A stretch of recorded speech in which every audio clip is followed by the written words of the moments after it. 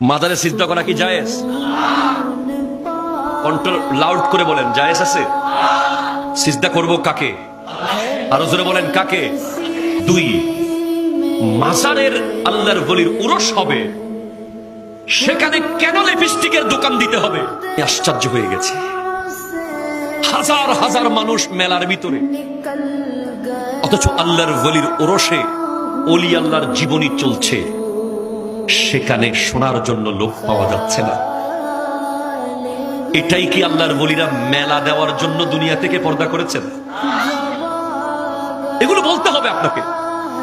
আকবর শাহ এই মাজার মসজিদ প্রাঙ্গণ থেকে আপনাকে লাউড এন্ড ক্লিয়ারলি বলতে হবে, না হলে আমার আপনার ছেলে ভবিষ্যতে সুন্নিয়ত তো দূরের কথা, মিলাদ কিয়াম তো দূরের কথা, দরুদ সালাম তো দূরের কথা, ইহুদি খ্রিস্টানদের এজেন্ট হয়ে যাবে। ঠিক কিনা? কথা জোরে বলেন।